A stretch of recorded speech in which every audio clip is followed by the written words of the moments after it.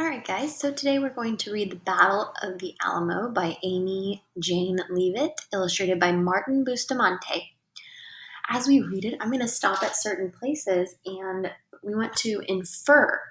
Now, remember, to infer, we use text clues, so text evidence, the things in the story, the words, what the author is writing, and our background knowledge, so things we already know. In order to put those two things together, and make an inference. So, reading between the lines, figuring something out about the story that the author's not telling us, but that we're supposed to understand that that's what they're trying to tell us. All right, so here we go.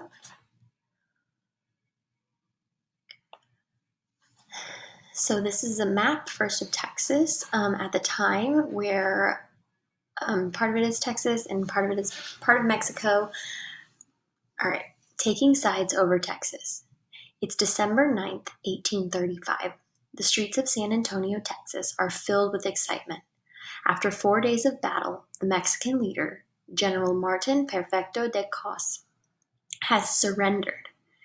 The townspeople of San Antonio cheer when the Mexican army marches out of the city. Soon, the news of the surrender spreads to other Texas citizens or Texians. The Mexicans feel ashamed for losing to soldiers they consider to be backwoods frontiersmen, so they're not like very trained soldiers. In 1821, they won their independence from Spain, and that was against a professionally trained army. If the Texians think they have won the fight, they are wrong. The Mexican soldiers know they'll be back to reclaim their honor. So now I want you to think about how we see the Mexican soldiers are feeling ashamed for losing to these people who aren't very trained, the Texas Army. But what do you think they're going to do? How are they going to react to that? How are they going to react to that loss? So I'm going to use my text clues, and there's two sentences that kind of give me my text clues as to how I think they're going to react. So the first one is at the very beginning of the paragraph 2, where it says the Mexicans feel ashamed for losing to soldiers they consider to be backwoods frontiersmen. That's my first text evidence to tell me how they're going to react. My second one, it says the Mexican soldiers know they'll be back to reclaim their honor. So that sentence to me, I can infer that the author's putting that they're going to come back to reclaim their honor, to know that they're going to come back and they're going to be fighting so hard and they're going to win. That is going to be the inference that I make there.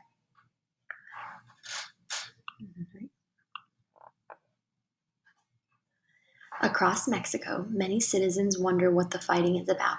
After all, Texas is part of Mexico, and even though many Texians are from the United States, most have become Mexican citizens. They always got along with the government. Why are they fighting? Why are they now fighting against Mexico? The problem started soon after Antonio Lopez de Santa Anna became president in 1834. After Mexico became free of Spain in 1821, the new leaders wrote a constitution. This set of laws protected the rights of the people and gave them the right to vote. But Santa Anna thought the Constitution was making Mexico weak. He decided to make laws of his own. Under these harsher laws, citizens had fewer rights. Most Mexicans went along with the new laws without complaining. But many Texians felt differently about Santa Anna's laws. They came from the United States. They were used to having more of a say in their government. The Texians worried that giving up a few rights now could mean losing more before long. Some Texian leaders were so angry that they started a rebellion. They wanted Texas to break free of Mexico and become an independent country. News of the rebellion in Texas made it back to Mexico City. Santa Anna was furious. How dare these rebels try to steal Mexico's land? In late 1835, he sent General Cos to deal with the Texians. The Mexicans and Texians fought many battles, but after this last battle on December 9th, the Mexicans were forced out of Texas. Now, Mexican citizens all around you are making difficult choices. Many Mexican citizens support Santa Anna. They believe Texas should remain with Mexico. Others are choosing to fight with the Texian rebels. So that's kind of putting you in the situation.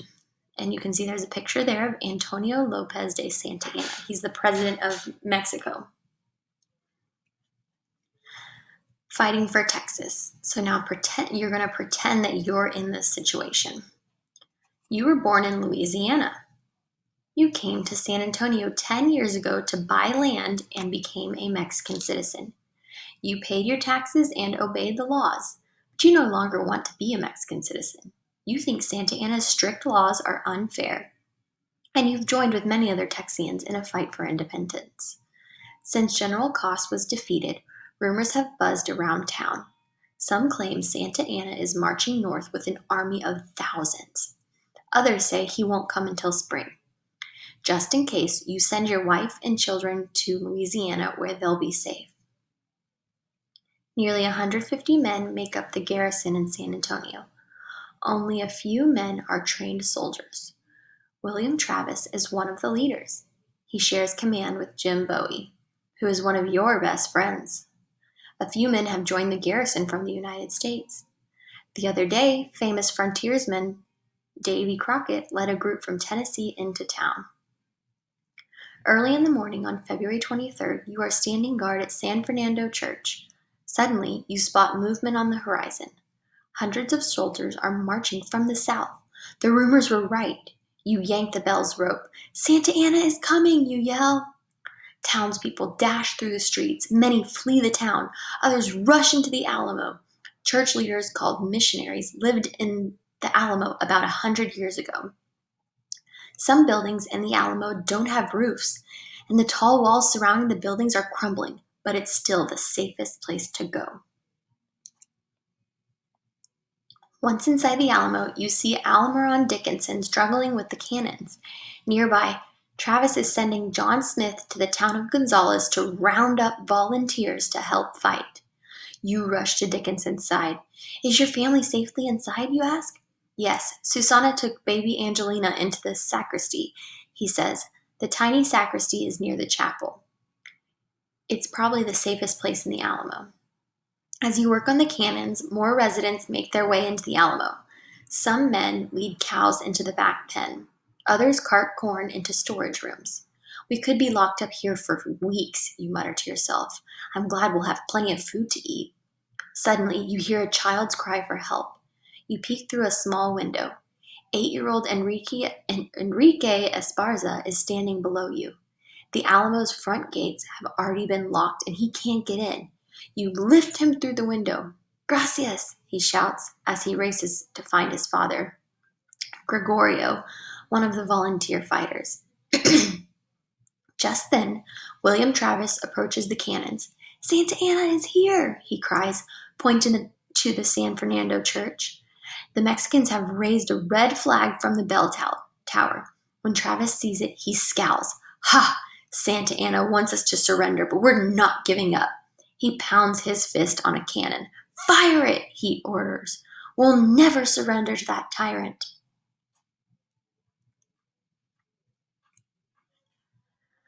So you can see the map of the Alamo. The Alamo included several rooms which varied in size. Dickinson loads the cannon. Stand clear, you shout as you pull the cannon's rope tight. Boom! Smoke rings rise as the iron ball soars through the air. The Mexicans respond with cannon fire of their own. They continue firing throughout the evening. Luckily, they're still too far away to do any harm to the walls. Travis orders the cannon crew to fire only occasionally. The cannonballs can't be wasted this early in the attack. He knows they will be needed when the Mexicans move closer to the walls. The next afternoon, Crockett stops you in the plaza. Jim Bowie is very ill. They think it's typhoid fever, he says. You hurry to Bowie's room. Along the way, a man stops you. Travis wants us to gather supplies from the shacks in La Villita, he says, pointing to the nearby village. Will you help us? You agree to go. You push open the Alamo's heavy wooden gates. Then you sprint 300 yards to La Villita. You must move quickly so the Mexicans don't spot you. You search all the shacks and return with baskets of food and clothing. So now let's make an inference about whenever Travis, William Travis, wants us to gather supplies from the shacks. Why do you think he wants to do that?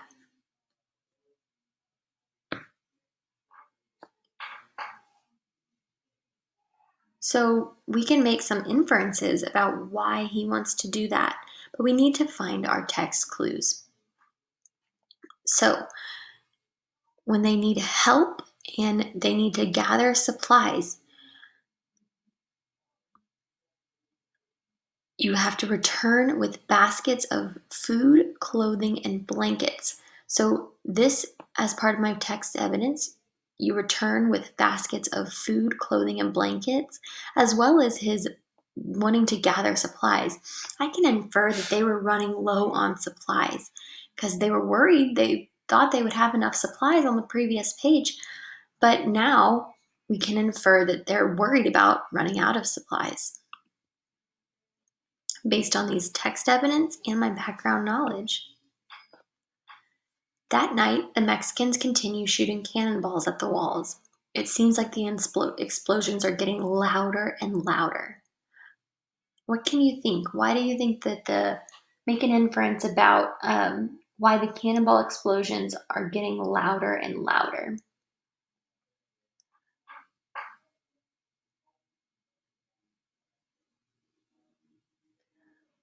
So we can infer that the cannons are getting louder and louder because whenever something gets louder, even if it's the same noise, that means it's getting closer.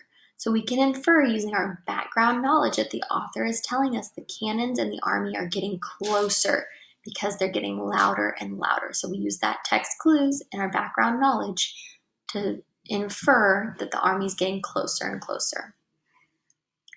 The next morning, you're patrolling back in the Alamo. You see a line of Mexicans marching into La Villita. You join a crew atop the wall, aim your rifle, and fire. The Mexican soldiers dive behind the shacks for cover. They return fire, but many have already been hit. The Mexicans retreat, dragging their wounded comrades with them. Later, there is talk that Crockett needs help defending the south wall. You also hear that Travis wants men to burn La Villita so the Mexicans can't use the shacks for protection again. You decide to burn La Villita. You meet the other men at the gate. You light a torch and dart toward the small wooden shacks called jacales. You touch your torch to the wall of one of the jacales. The shack bursts into flames. You move quickly through the village, lighting each jacale as you go. Soon, La Villita is a fiery scene. Across the river, the Mexicans see the flames. They aim and fire. Luckily, no one is harmed. Your crew is already back inside the Alamo. On March 1st, John Smith returns with 32 men from Gonzales. Travis is grateful they have come, yet worry shows on his face. He's been sending out messages daily. So far, only the town of Gonzales has responded. 2 days later, you walk through the plaza. Smith is leaving to deliver a message to the Texian leaders in the town of Washington on the Brazos. Green Jameson is gathering a crew to repair the crumbling north wall. You follow Jameson to the north wall. It's crumbling from the constant cannon fire. The Mexicans are now only about 250 yards away. You must move quickly to stop the wall from caving in completely. You hammer wood braces and shovel dirt against the stone. After several hours, Jameson tells you to stop. We've done the best we can for now, he says. The next morning, you visit the sacristy with Gregorio Esparza. His children race to his side. Almiron Dickinson and his wife rock their baby to sleep. You spend the day there with your friends. You're grateful that your family is far away from this place. So why do you think he's grateful that his family is far away? I want to infer, why do you think he's grateful that the family is far away from this place? We have all these other people that have their family, so why is he grateful? All right, so we can infer that he's grateful because all of this text evidence that the Mexicans are only 250 yards away. that they're firing cannonballs. All of these things, you would be grateful that your family is far away to keep them safe. On the afternoon of March 5th, you return to help Jameson secure the north wall. Davy Crockett approaches. Travis has ordered a meeting in the main plaza, he says. As you enter the plaza, the bright sun warms your face. Everyone is here, the defenders, the women, and the children. Even Bowie is carried into the plaza on his cot. Travis addresses the group. You can tell by the sad look on his face that he doesn't have good news. I've sent many letters to the Texian leaders asking for help, he says. Yesterday, I saw the Mexicans building ladders to climb the walls. I doubt any more volunteers will get here before they attack. You study the faces in the crowd. They're all pale with worry. Everyone knows what a fight without more defenders means. It's impossible for fewer than 200 men to fight off thousands of soldiers. I will fight to my last breath, Travis continues. He removes his silver sword from the sheath at his side. He uses it to cut a line in the sand. It stretches from one end of the plaza to the other. Now you must decide. Cross the line if you want to stay and fight for the liberty of Texas.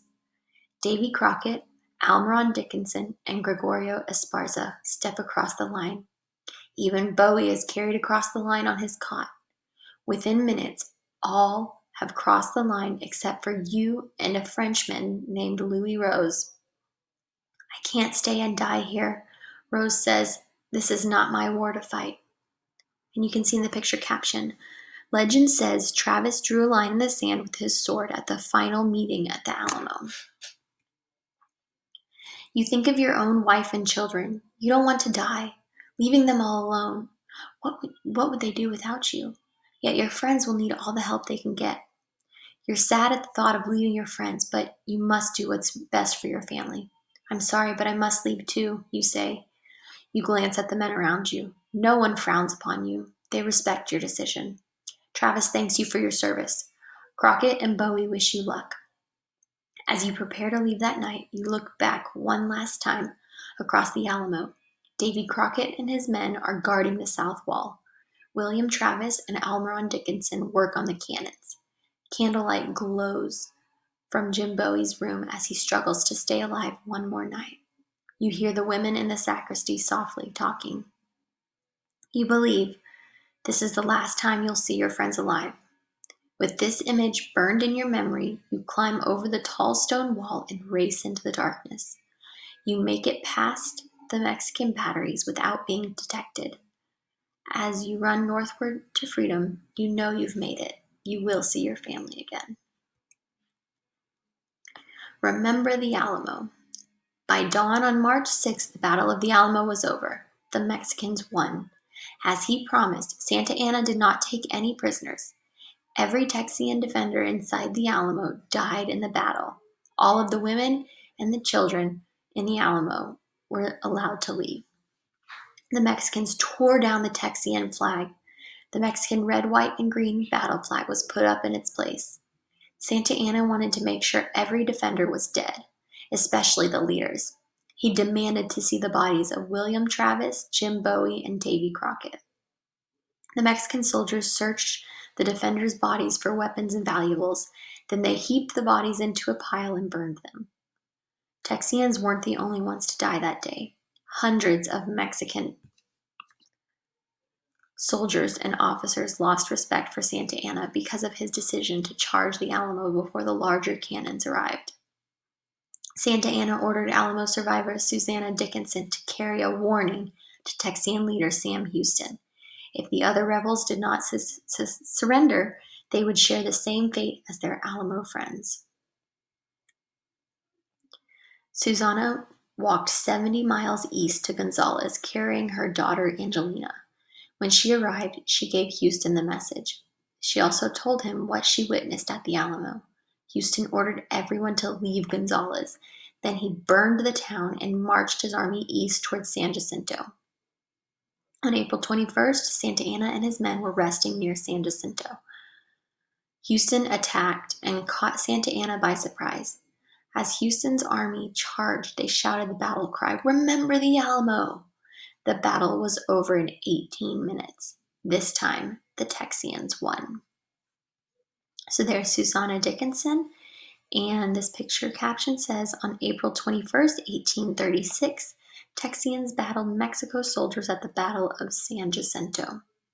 So I have another inference for you to make. The Texians lost the Battle of the Alamo. So now, when they won, why would they shout, "Remember the Alamo"?